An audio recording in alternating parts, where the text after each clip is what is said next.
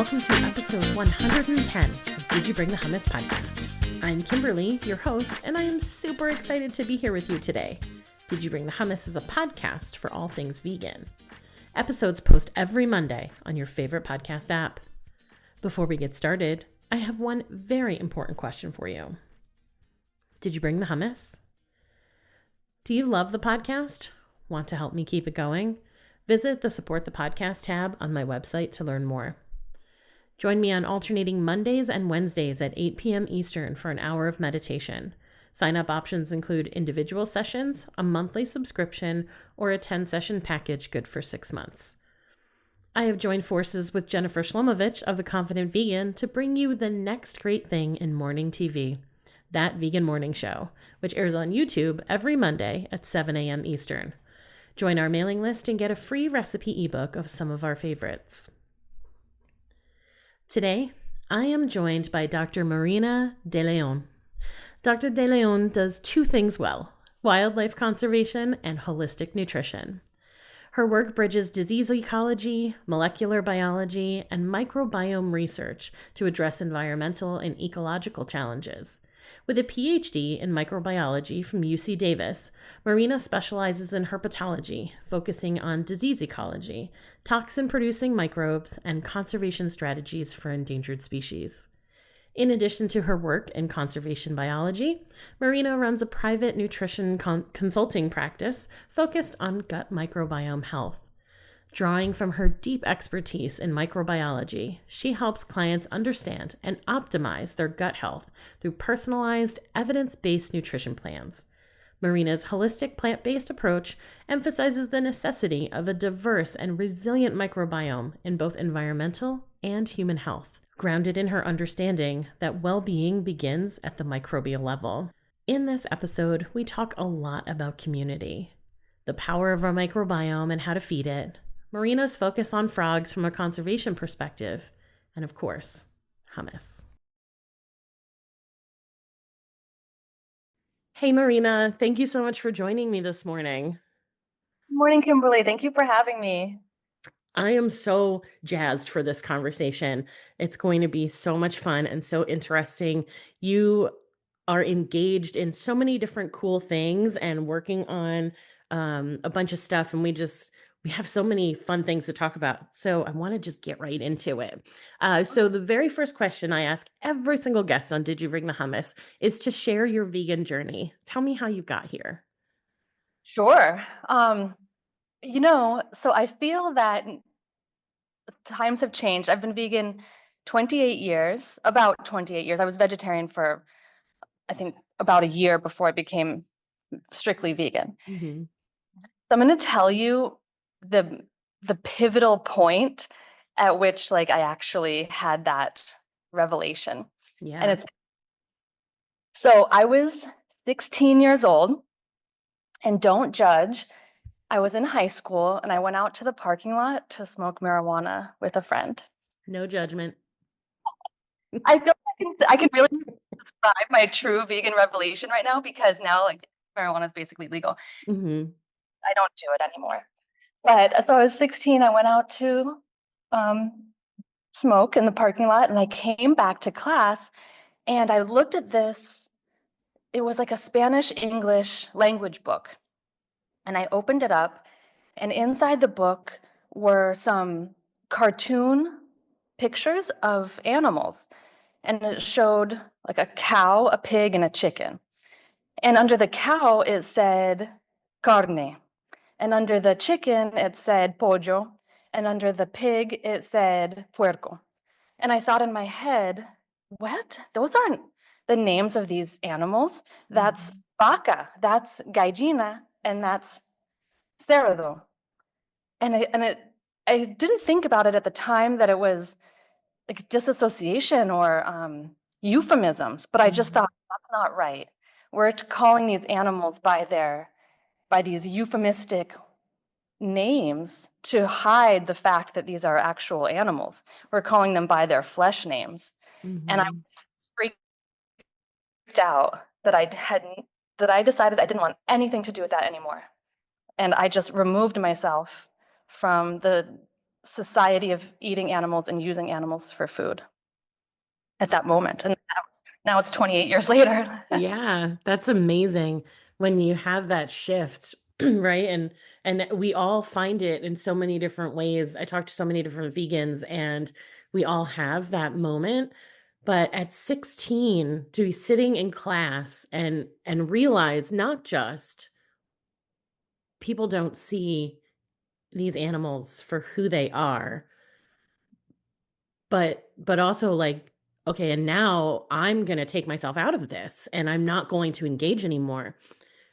What Mhm. did you do like with your family? Were you still like reliant on your family to like make food for you? Like how do you approach them and be like, "Guess what, guys? I'm out."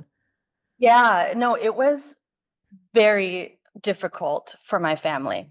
My mom, it was less difficult for her. My parents kind of were macrobiotic.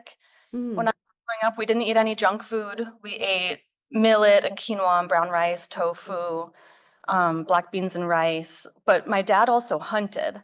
And so for him, when I told him that I was vegetarian, he was so angry. His ego and like how he thought of himself as a man and how he thought of, contributing to his family and, feeding us. It was very damaging for him. Um, but he got over it eventually. And now and he buys tofu on his own, as well as eating meat. So both of my parents, they still eat meat, but they became more open to it. And my mom was much more open to it at first than my dad was. Like she immediately was just like, okay. And she started making a lot more lentil soups and she would make a lasagna and make me my own like meatless lasagna, things like that. mhm. Oh, that's amazing. And coming from I followed macrobiotics for a few years in my early 20s and you really having that background I think probably helped your mom anyway because she knew like the big thing with parents is like, "Oh my god, how is my child going to survive if they're not eating animals?" But your mom already had that knowledge about food that there are foods that are not animal based that can sustain you and keep you healthy and so maybe that was kind of a helpful point for her that she already knew you could still be okay. Yeah, she never questioned my nutrition or anything like that. Yeah. So it was good for her. And yeah, I grew up eating like I remember my brother and I would have these alfalfa sprout eating contests too, where we would like try to shove an entire box of sprouts into our mouth and chew it and swallow it without like and we'd like try to make each other laugh. And so we'd be like choking on huge quantities of alfalfa sprouts. So yeah, that's kind of how I grew up. And then so I became vegetarian first because at Mhm. that point I was only 16. I hadn't really heard of veganism. But then about a year later, I actually received, do you know the Why Vegan catalog? Yeah.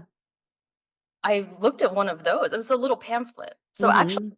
being vegan, it was because of a Why Vegan pamphlet. So that was my vegan journey. My vegetarian journey was because I was high, I guess. Then once I saw the Why Vegan pamphlet, it clicked again. Like, oh, what am I doing?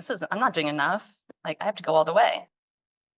Was there a change at home then too? Because at that point you're only 17. You said it was a year later, where now it's not just that you're not going to eat, dairy or eggs anymore, but there's a whole shift around going vegan and changing what you wear, the products you buy, that kind of stuff. Did that take root then too? Well, then, my life shifted a little bit and I was actually like living on my own at that point. So, Okay. yeah. So that was really easy. Then it was Yeah. just my own decisions. But yeah, very, very easy decisions for me, I have to say. Community didn't really play a part in these. I was just Mhm. thinking this is something it was more thinking it was kind of more negative than positive in a way, and I'll explain that. Instead of saying like I want to do something positive, it was more like I want to remove myself from Mm-hmm. this behavior. I want to get out of it. Yeah. It was rebellion rather than a positive moving forward to something else. It was more like taking a step outside of what is the normal. So not negative in the sense of something bad, but negative in the sense of like, it's more of a removal than a step um, towards a different lifestyle. Mm-hmm. Yeah, that makes a lot of sense to me because I kind of had the same approach to it. I went vegetarian first and was vegetarian a lot longer before I went vegan, but I went vegetarian and was immediately like, okay, I'm not engaging in any of this, but also when I do have to, I'm going to tell you what you're eating. And everything about me became kind of like people are like, oh my God, Kimberly's coming. Like, go the other way kind of thing. I don't want to hear what she has to say about this. And community for me was like non-existent because I kind of was like, I don't want to be connected to people who are doing these things or engaging in these practices. And I also want to take a moment and tell them why I don't want to be engaged anymore. So mine was like super negative. I understand that too, but it's almost like, you have to, it's hard when, how religious people can be evangelical Mm-hmm. because they find something that just works so wholehearted, and then you see what's wrong with things, and you're like, I have a solution. Yeah. This is like, just if you can just see my perspective, you can, Yeah, exactly. I would say things like I was at a Greek festival once when I was still just vegetarian and we were me and the guy I was dating at the time were walking along like all the food that's set up and in this one section people were just you just walk by with your plate and people just plop stuff onto your plate. And as we were moving along, I knew there was a spinach pie at the end. And so I'm moving along in the line and a woman has like chicken wings and stuff. And she starts to put a chicken wing on my plate and I backed up and I was like, "Oh no. I don't eat anything with a face. No, thank you." And this poor woman who was having a really good time, just like talking to people on the line, I just totally just threw her for a loop. And she was like, oh my God. And I was so pleased with myself, not even realizing like what I was really doing, but it came from that place. Like, you've got to see it my way, and then you'll understand and you'll do it too. Yeah, I learned really early. I know it. I know that story.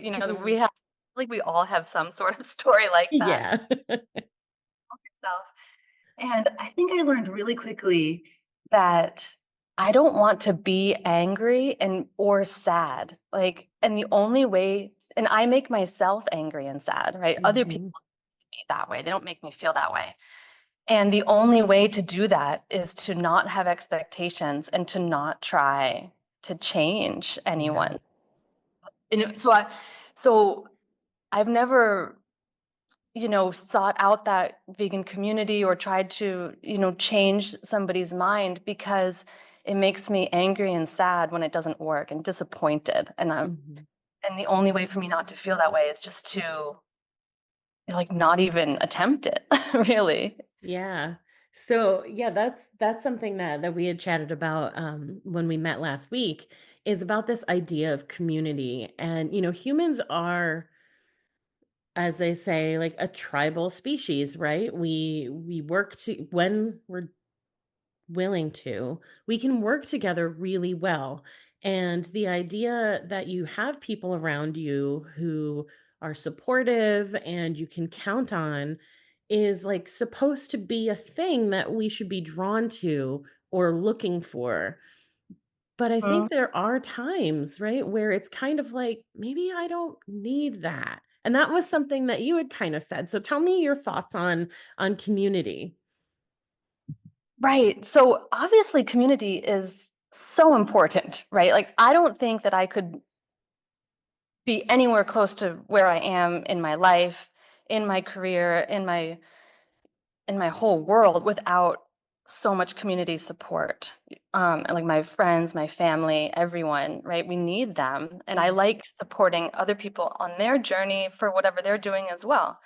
So it's deeply embedded in us as human beings. And I think as animals in general, we need community. But for some things, for example, because I was 16, I was a very rebellious teenager. So sometimes I wonder if my lack of needing a community to maintain my ethical choice, my dietary choice, was an act of rebellion, that it made me not really care whether other people were doing it or not, right? Mm. It was just something that I was rebelling against. And I still do. I still do feel like I'm rebelling against factory farming and modern senseless acts of torture of animals for, pleasure. So I maintain that idea, and it's very strong within me. I'm a very convicted person, Hmm. right? Conviction is very strong. And yes, I made that decision, under the influence, but I stayed very convicted for a long time. And I don't think a lot of people have these strong convictions, to be honest. And when you don't have strong convictions, you don't tend to stay with things on your own. But if you don't have strong convictions and you do want to make a decision, support, that's all some people need. I mean, it's interesting. So I was walking, for example, the other day with a woman, and she is an overweight woman and not very physically active or physically fit.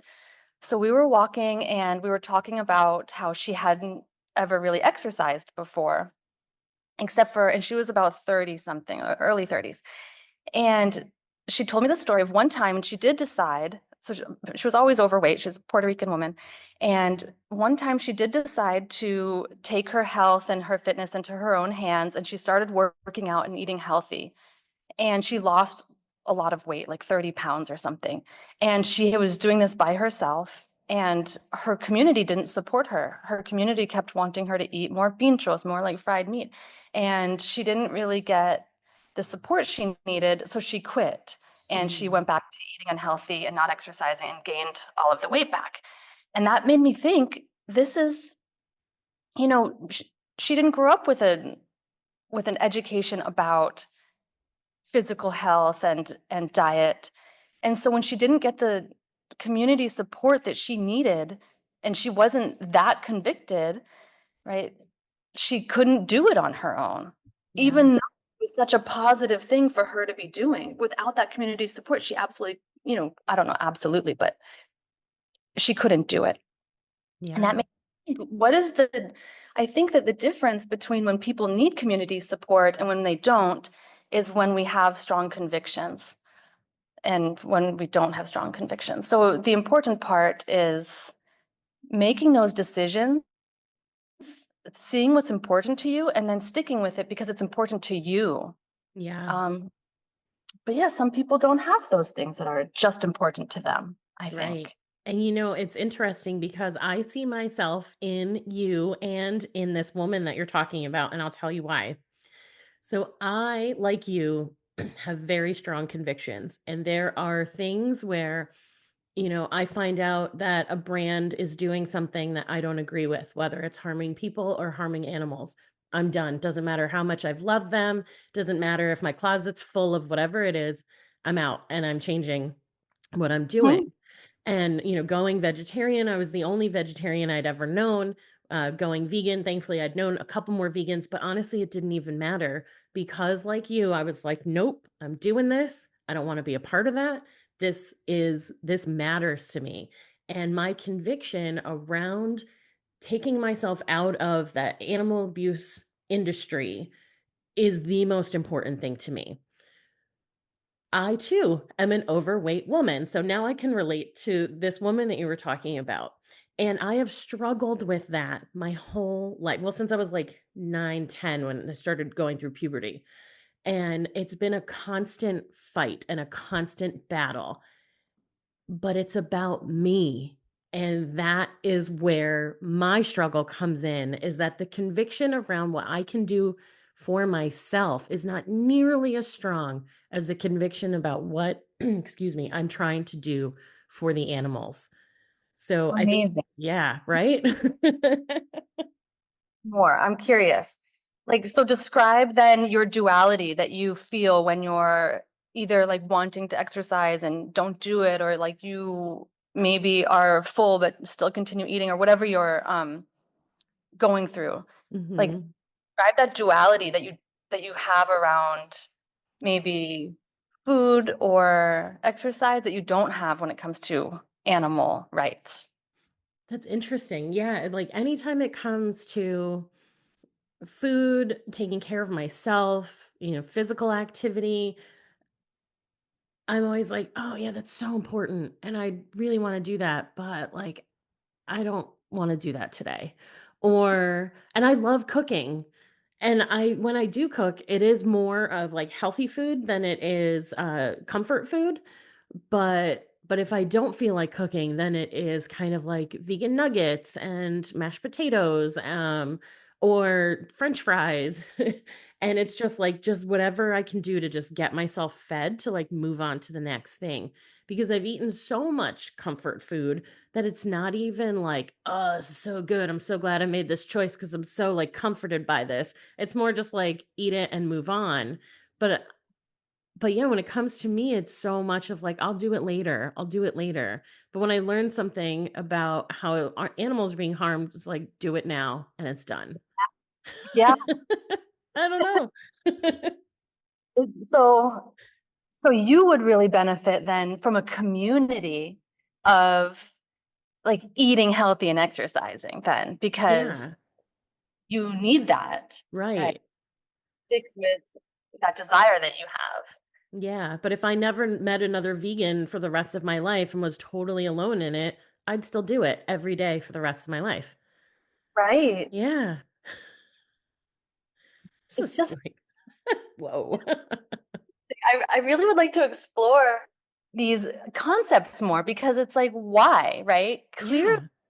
you're educated about, health and what we need physically, but kind of not wanting to. Yeah, and, like, that's the most wild thing because I have read, like, every mainstream vegan or plant-based health book for all the Esselstyn stuff, T. Colin Campbell, Fiber Fueled, uh, like, Yeah, all of them. They come out and I'm like, "Read this." So, yeah, like, I have, like, a non-degree in nutrition almost at the point of the stuff that I've read. Not really, I'm being a little facetious, but but it still doesn't push you over that limit. Uh, yeah.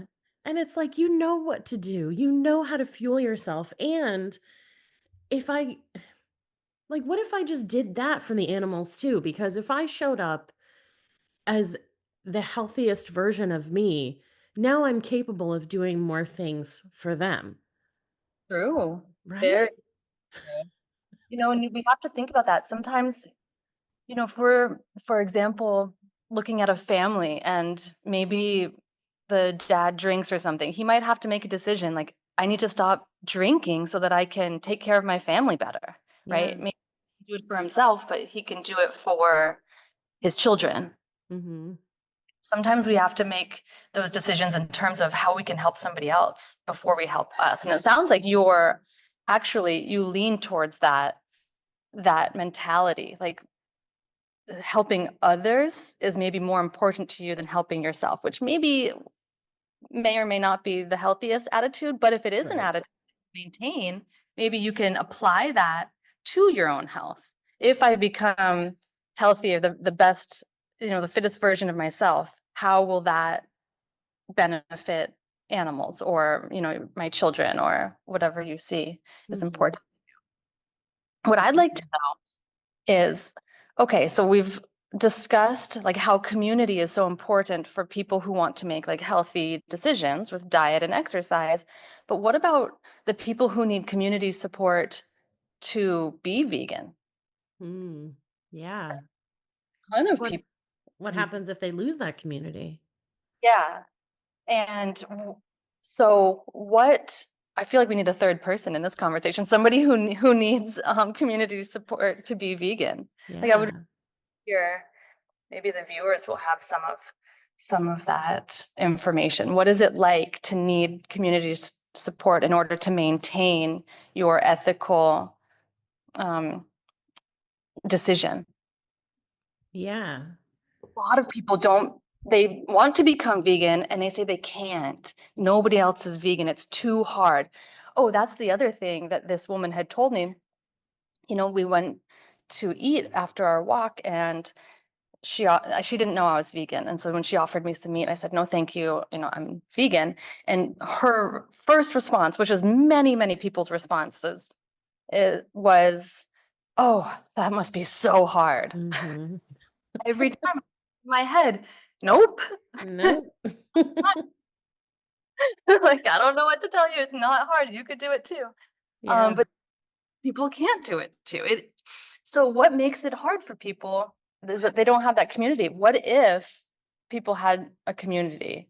And I think that a lot of vegans are trying to create that community to make it easier for people. Not I think, I know for a fact, but I would like Mm-hmm. to talk about the people who need that community in order to stay vegan or to become vegan. I'd like to know that perspective because I don't have it. Yeah, same. I know. I'm sitting here as you're talking, thinking, okay, what if I didn't have these convictions? I'm trying to like imagine me not like me being in that scenario, and I just can't do it. Me either. So hopefully there'll be a lot of maybe comments on this podcast to people teaching us what that's like. I'd really, Yeah. So this gives us something to kind of take away and really think about. And yeah, I hope, please, if you're listening to this and you are that person that's like, if I just had vegans around me, I know I'd be able to do it. Or that's the one thing that's stopping me. Leave a comment and let us know like what those feelings are. Mhm. Yeah. I do know what it's like for people who don't care to be vegetarian or vegan at all. When I'm around, I tend to do all of the cooking. So when I'm either at somebody else's house or somebody's at my house, I cook, and everybody's happy to eat vegan when I cook. So the a lot of people are just kind of more than happy to eat whatever is available, Mhm. and but they don't actually want to become vegan, but they're more than happy to eat vegan. Um, but I think that's a different subject, right? Like for example, when I stay with my dad, if I stay with him for a few days or a week, I do all of the cooking. And so he's vegan for a week or when Mhm. long I'm there. And then he goes back to eating meat when I'm not there. But so he's just kind of like lazy or happy to have somebody else cook for him. But he has no intention of completely um, eliminating animal products from his diet. But he's more than happy to do it when somebody else is cooking for him. Yeah, that's interesting because my dad is the same. And he was my parents and I, we went to the Veg Fest. So before we started recording, I was telling Marina that yesterday, the reason why I was sunburned when we got on video was because I was at a Veg Fest yesterday. And so my parents came with me. My mom is vegan, my dad is not.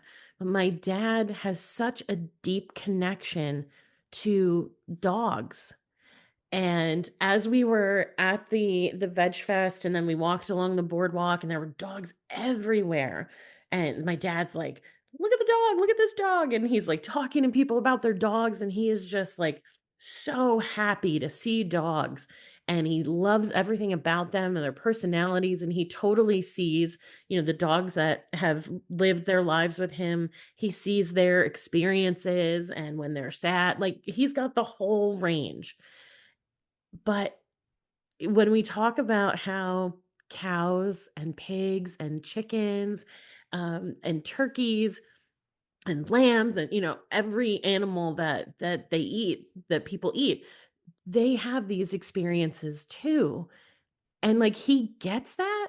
But I was talking to him yesterday and I was like, is he was reading some of the messages that some of the vegan vendors had, and he was like, "Oh, these messages are actually really getting to me." And I was like, "Well, tell me why, if you feel that way, and I know you feel deeply about your dog and other dogs, tell me why you won't do it." You're not doing it. Mom is home. She makes the food. Like, he doesn't even need to cook his own vegan food." And he was like, "I just can't ever say that I'd never eat a steak again." And that was like That's it. it. That's Yeah. it. So many say that, and I know, and you're like, no, go deeper. Like, Yeah. yeah, I don't know if it's like a label thing that like maybe if it just worked out that for the rest of his life he just ate what my mom cooked, and then when they visit here eats what I cook, it and could he just wound up vegan by accident. be a label thing. I bet your dad would, if everything was accidentally vegan and like there were more vegan restaurants around or Mhm. full and things like that. I bet you people like him and himself, I bet they could just be vegan but not label it as such. Just Yeah, lazy, I guess. right. Yeah, because like living with my mom, he doesn't even need to think about, is this shampoo vegan? If my mom's buying stuff, and if he's buying it, he's not thinking about that, so he'll just buy whatever. But if my mom's doing all the shopping, like whatever's in the house that my mom picks up, it's vegan. So many men are like, to be honest, they don't really care about almost anything like this. Yeah. It's like put in front of them. They're just like, sure, I'll use whatever shampoo. I'll wear whatever you buy for me. I'll eat whatever Yep. you have it. Don't care. Just- yeah, I think maybe women have to be the the trailblazers in this area because we Yeah. do. I mean, not that no men, don't care, but it is more common. Right. Women have these convictions, and we take those responsibilities. Right. See, so But now we've got another perspective, right? So we have our perspective where our conviction is really strong. We're going to do it whether people are with us or without us. And then there are the people who need people around them doing it in order to do it. And then we've got now this other group like, of maybe yeah, I'd do it if somebody else did it for me. we didn't call it anything. Yeah. Yeah. And it's funny because I think back. So when I went vegetarian, I had no idea how to cook. Nobody believed I was gonna stick with it because 'cause they're like, "What's she even gonna eat? Like, she can barely boil water without burning the pot." And so I had to learn everything. And so at first when I would go out with friends and wanted them to kind of like, "Hey, experience this," I would take them to a vegan place even though I was only vegetarian. And there were so many times where they would say to me, "Oh, if all vegan food tasted like this, I could be vegan too." And now that I know how to cook, I can say like it does. You can have tasty vegan food morning, noon, and night every single day for the rest of your life. Isn't it so funny? Like sound bites of Yeah. non. I mean, it's like, where do you get your protein? And oh, it must be so hard. And if all vegan food tasted like this, then I would do it. It's like they say the same thing. Or I would be vegan, but I, have to eat cheese. Like they just Yep. all think. They think that they're so unique and they're really not. I think that we could probably fill an entire hour with just the same sound bites. We definitely could. Oh my God. Oh, humans, like, we think we're so different, but we're all the same in so many ways. Yeah, I think I remember, this is so long ago. When did I become vegetarian? In 1997, I guess. But so I remember before I was that short period before I was vegan, I even said, so even though I'm kind of bashing, non-vegans for saying the same things, I actually do remember saying I would I have to eat cheese or something. I remember thinking that. I really liked cheese. And this was before there was good vegan cheese too. Oh, yeah. I know I'm just aging myself, but in the 90s, like non-dairy stuff was not good. It was not very good. Like the yogurt was very bad. Yeah. So, Yeah, I went vegetarian in 2001. It was like 2 months before my 21st birthday.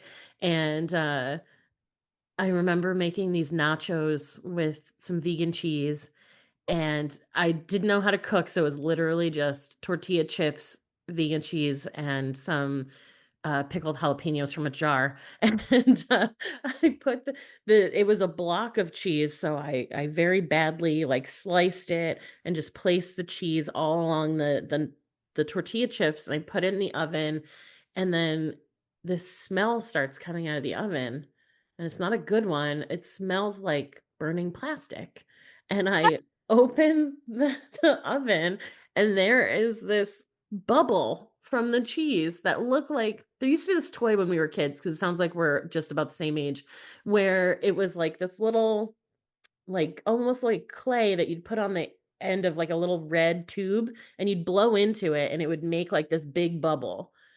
I don't know And what that. that's what it looked like, this big plastic bubble just sitting on top of my tortilla chips. Went right in the garbage. Yeah, I wonder if that brand still exists. But I doubt it. Let's hope not. the food is so much better now. So much better. I mean, no excuses. I'm sure that you are aware of the Miyoko Shinner kind of scandal. Oh yeah. I wish she was still, maybe she'll start a new brand and make her original cheeses and dairies again. Yeah. Oh, that'd be amazing. Yeah, because I really enjoyed her cheese from when she was like before she went big, I guess, Mhm. from the North Bay, California, like where I'm from. And her original cheeses were incredible. Yeah. So Mm. much better than what's available now that I think whatever big company bought her out. Yeah. My favorite now is tree line cheese. Oh, have I heard? Yeah. It's Oh, I out of New York, and we it is amazing. okay. Maybe when I go back to the mainland, I can explore that. Yes, do. If you can find it, definitely explore it, because there are a lot of like French style cheeses and like the spreadable cheeses, and every one of them is just incredible. I've never had um anything from Treeline where I thought, "Oh, this is terrible." Everything is like, "Oh my God, I need more of this." Definitely put that on the list for when I go back. Yeah. So I want to talk about like kind of the work that you do, and then the passion that you have around. So you work in nutrition counseling and you really focus on the microbiome. And then after that, I know you have a really strong passion for wildlife conservation. So we'll talk about that next. But let's talk about the microbiome and why it's so important, and anything else that you want to make sure that people know about taking care of their health in that way. Yeah. So what's really interesting, so I think that I graduated I went to a little vocational school for nutrition called Bowman College in California. I think it was 2005 when I finished. And what's really interesting, so now it's, 20 years later. In my opinion, when it comes to nutrition education, not a lot has changed about what the basics are for how humans should be eating. Like, Mm, there's been a lot of research, a lot of information comes into this world about, you know, how the human body works and how food is metabolized in our body and like what we need and how our hormones are working. There's so much more research and information about the human body and how food contributes to our health. But the actual foods that contribute to our health, like there's no new information on this. hmm, I mean, in all of the years that I've been working as a nutritionist and studying nutrition, eating whole foods is still the only way all humans should be eating. Like there's no argument. All humans should be eating whole foods and not eating processed foods. This is hmm. the basic facts about health and nutrition. Now, That's a very generalized statement, but it's actually very difficult, especially in the United States and in Europe. It's actually difficult to maintain a whole foods diet. Mm, We have a lot of influence by companies and pushing and advertising to eat processed foods. In some areas, it's difficult to even get whole foods, and processed foods are easier to obtain. So, how this affects the microbiome? Well, so my angle is the microbiome, but honestly, any angle points you towards eating whole foods, right? Like there's mhm, a lot of information on how the microbiome, how we have a symbiotic relationship with a lot of the bacteria, fungi, and even viruses within us, and how we need to keep them healthy in order for them to keep us healthy. So my focus is yes, eat to feed your microbiome. Eat to be able to exploit the good bacteria in our body so that the good bacteria work for us. And this is a really good approach because it takes away the focus from what you look like or, mm, you know, from your if you're getting enough like nutrition for your own cells. It puts that focus on solely feeding the residents within us, and then they do the work for us. And I like this approach. My clients really like this approach. And also, the approach with digestion, it helps you to be able to eat the foods that are good for you without having negative effects. So, mm, fortunately, a lot of people try to eat healthy food. And just to be frank, they may have experienced diarrhea from it. mhm, And when you're not able to eat things, that means that your gut isn't resilient. And that means you don't have the right bacteria digesting your food for you. And this is a barrier to eating healthy. When you eat something and it just, gives you diarrhea or heartburn and it's something that's good for you, that's a problem, yeah. right? People can only eat white bread and cheese because it's the only thing their body's used to. Mhm, Their health is going to decline and there's nothing they can do about it unless they start focusing on getting those bacteria to help you to digest whole foods.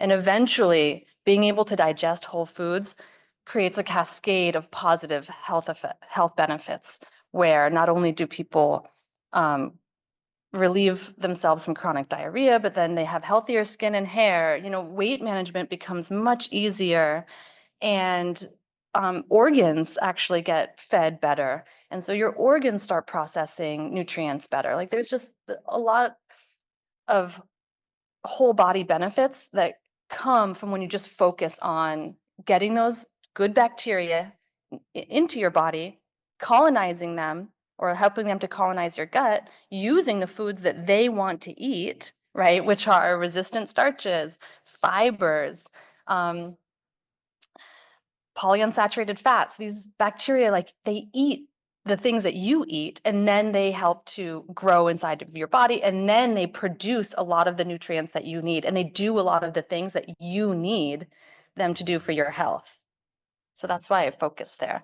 And so the bottom line is, after all of these years of studying and all of these years of working, the nutrition information hasn't changed. It's basically eat like a gorilla, eat leaves, and uh, whole foods and don't eat processed foods. That's so basic. Like there really shouldn't be the nutrition industry and supplement industry and food and diet is such a huge industry. And it's so funny to me because I'm like, but it's so simple.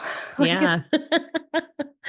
So such an industry. Like it's literally just eat like vegetables and fruits. I mean, So for that person that you mentioned whose body can only seem to process white bread and cheese, what is their first step if they want to start adjusting their microbiome? They're ready to make that change.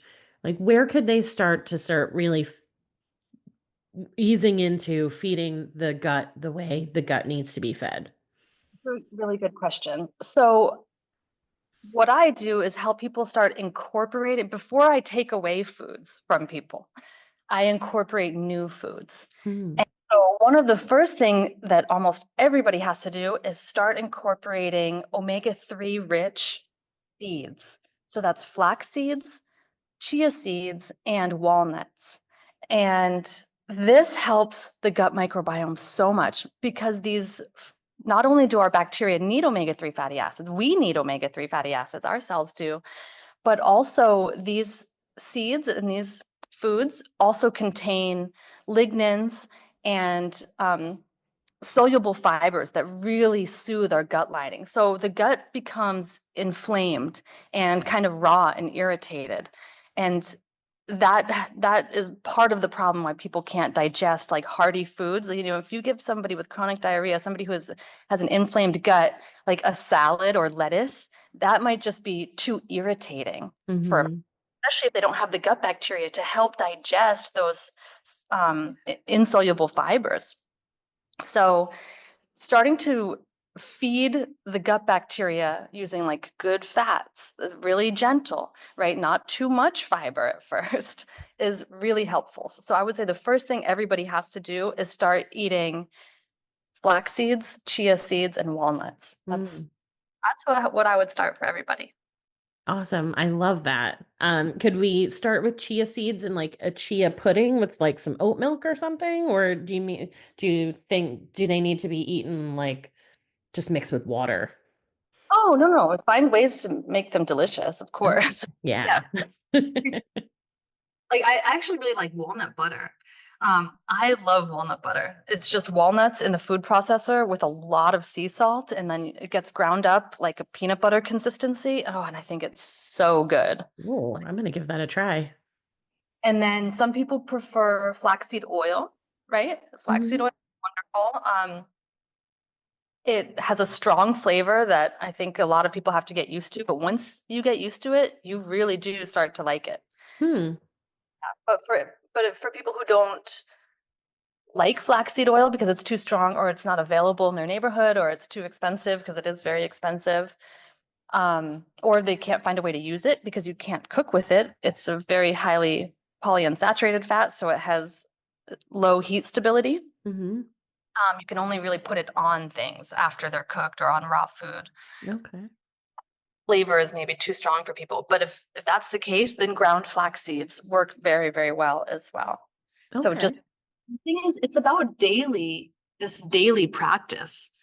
So it's not about just taking flax seeds when you remember it. It's no, having a conviction to incorporate these foods into your diet every day. Okay. I think that sounds like a really simple start. Simple, right? So thank you for that. Very reasonable. So before we go, I've got two things left for you. But the next thing is let's talk about wildlife conservation. Um, you are so passionate about this. So I want to hear about you and your process and how you engage in this. And then I'd also love if you could tell us how the regular folk can kind of be wildlife conservationists just in our own life. Oh, I would love to. Thank you for asking. Yeah. Wildlife conservation is really my true passion. I feel like it's my life's work. And I've worked with a disease of frogs actually called chytridiomycosis. It's a fungal disease that they get on their skin, and it has been causing massive declines for decades globally. And we need our frogs. Our frogs are very important parts of our food web. So they are my main area of study. I consider myself more of a herpetologist, so I work with amphibians, snakes and lizards, and I work on understanding how these diseases affect these animals and what makes them spread. And it turns out that humans, unfortunately, have caused diseases in these animals to spread. So interestingly enough, chytridiomycosis has was a disease that scientists found out originated in Asia, and through anthropomorphic movement, have the disease has spread all over the world. So we have frogs infected with this disease all over the world, mostly by introducing bullfrogs for medical testing Mm. all around the world. So imagine So in California, for example, bullfrogs were once used, I don't know if you know this, for pregnancy tests. No. So before we had our ELISA, the little stick pregnancy test, a woman would have to go to the hospital, urinate in a cup, and then I don't know the exact practice, but they had a bunch of frogs like on standby. And I think if they added the woman's urine to the water or to some whatever environment the frog was in, if the frog actually had a reproductive response, like it laid eggs or did something, then it meant that the woman was pregnant. Oh my And that, gosh. yeah, and that's how the that's how the pregnancy occurred. So then advancements in science, we developed the ELISA test and we didn't need the frogs anymore. So at this point, the kind and loving nurses and doctors sometimes would release the frogs that they didn't need into the wild. Oh. And if they were infected because they were bred in Asia and they came over from Asia and they were infected with this disease, then they would go and infect all of the local frogs in the environment, and then the disease has spread like that, like into the wild. So it affects our native frogs all over the world because it basically spreads like this. And it doesn't just spread from frog to frog. Also, since this is a fungus, which is a very, very hardy fungus, it can actually desiccate, which means dry out. And if so, say somebody has some boots on and they're tromping around in a swamp where this disease is infecting frogs, they might get the fungus on their boots. And then if they, throw their boots in their luggage and then travel to a different country and now tromp around in a different swamp or a different area, they can spread the disease that way as well to the new habitat. Oh my gosh. It's really infectious, and we do see this occurring. So humans are spreading it. So in order to prevent the spread of wildlife diseases, we need to be, we're obviously not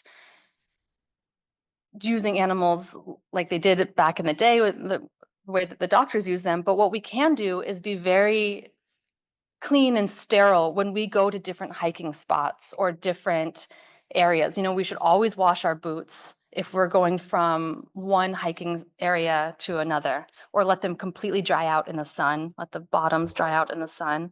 And also, we shouldn't touch wild animals either, because Yeah. that all can spread diseases. But there are a lot of things. The main problems with biodiversity loss is habitat destruction. So on an individual level, there's not a lot that each individual can do except keep your own space as wild as possible. Because as humans spread out throughout the globe, we're building more houses, there's more development, there's just overall more habitat destruction that's out of our control. Sometimes it is in our control, like when people want to go build a house in the mountains because it's so far away from everybody else. Well, what you're really doing is completely invading a pristine space that was the home of wildlife. Yeah. But if you're not doing that and you already have your home or your apartment, the best thing to do is keep your space as natural as possible. So like not mowing your lawn, or planting native species of plants instead of introducing Asian ornamentals or something like that. Like we really need to educate ourselves, and everyone needs to educate themselves about how to keep our world natural, right? And not introducing new diseases, not introducing invasive species of plants or animals. And there's a lot we can do. Like you just have to, Google it, Mhm. right? It's so easy. Like you want to plant some plants, just ask Google which ones are native in your area and just get those and not whatever is being sold at Home Depot or Walmart. Yeah. Right? So it really just takes, some curiosity and a little bit of online research, and we can actually do a lot for wildlife in that way. That's amazing. I love that we can have these simple things because we know that as humans, we make a lot of excuses for things that can be too hard Yeah. or we don't know yet because we also, I think, feel like we have to be perfect all the time and we have to always like nail the thing we're doing. And Mhm. if we could just give ourselves a little bit of grace and be like, hey, I don't know a whole lot about this and I need to learn about it. And then be open to learning about these different ways that we can be better stewards of the land that we're on, then I think that we can do bigger things. But I love that there are these simple things both in the way we can feed ourselves better and then become better versions of ourselves physically and also emotionally and mentally. And then we can also really serve our wildlife by doing, like you said, just a quick Google and looking up the plants that belong where you live instead of bringing over plants that are better elsewhere. Marina, this conversation has been amazing. I've got one more question for you. Sure. I've really enjoyed it too, by the way. Awesome. Thank you. How does hummus show up in your life? Oh, I love this question. Hummus is such a huge part of my life. Same. Shows up almost every day. It's the like basically the easiest food to eat wherever you are. Hmm. Yeah, I wish a lot of the process, like the store-bought ones, didn't have canola oil in them, but whatever, they do, and so what can you do? Um, I try to buy the ones with no, not I try, I always, the ones with no weird ingredients, like natural flavors, I consider that really weird ingredient. Who knows what those even are? Right. I always read the ingredients, and if it says something weird like natural flavors, I'm like, no, my hummus is not going to have that. Like, that's weird. Yeah, I eat a lot of hummus, and I actually really like making hummus at home. It's so easy, and then you can eat so much more of it. You can like, Yes. do you make hummus at home? I do. Not, I go through phases where it's like every week I'm making a new batch and then I don't make my own hummus for like months at a time. But so it's a mix. But yeah, when I make it at home, there's no oil in it either. And so I do. I'm like, well, I can just eat this whole thing.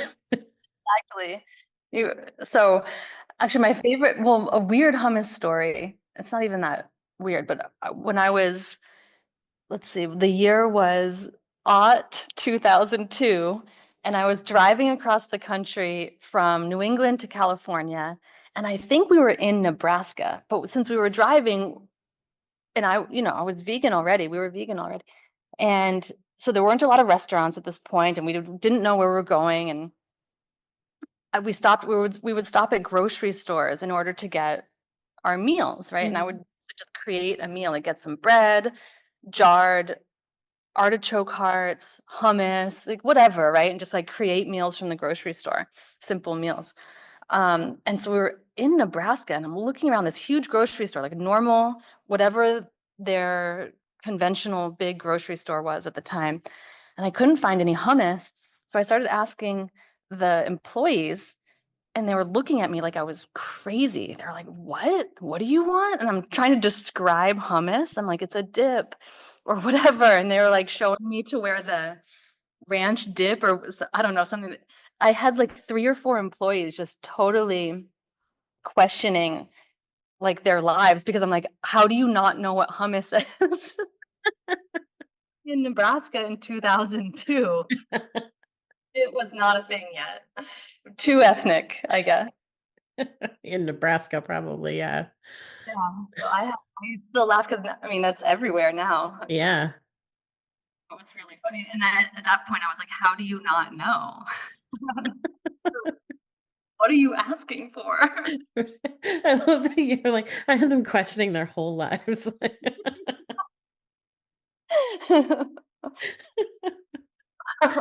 Oh, that's a fantastic hummus story. Thank you for sharing that. Marina, this really has been so wonderful. I want to be conscious of our time. Thank you so much for this engaging, enlightening, and just awesome conversation. And thank you for everything that you do, both in your own life and in the world, to make this world a kinder, more beautiful place. Oh, igual, Kimberly. Totally, totalmente igual. I appreciate everything that you do, and I love your podcast. So I'll keep listening. And I am actually excited to hear if there's any comments about these community-based vegans who are staying Yeah. their big community, and if they lose it or something, I guess they won't be vegan anymore. Right. Yeah. How does that work? Please tell us. You can send me an email at info@didyoubringthehummus.com, or you can leave a comment under the podcast on Spotify and on YouTube, and let us know. And Marina and I we'll have another chat about it. That would be fun. That would be Yeah, it really would be.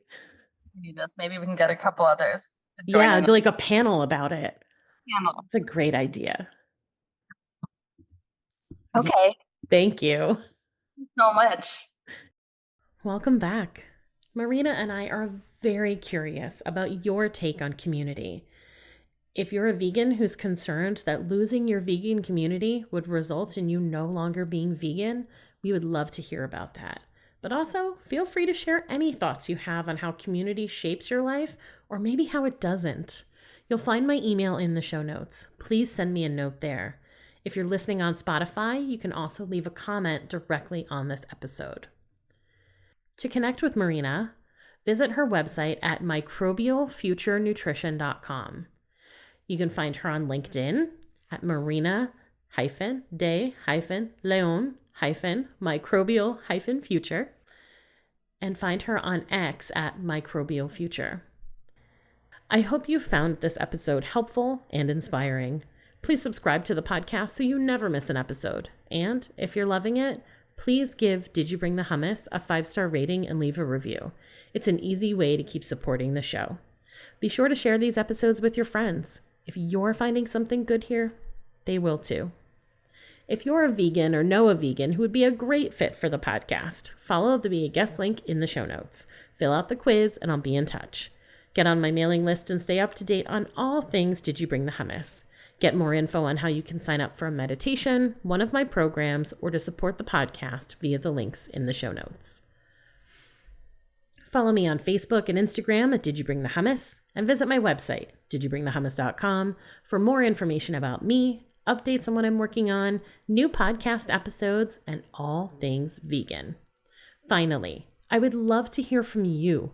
What do you need help with? Is there a topic you want to hear covered on a future episode? DM me on Instagram or send me an email at info@didyouBringTheHummus.com. Thanks for listening.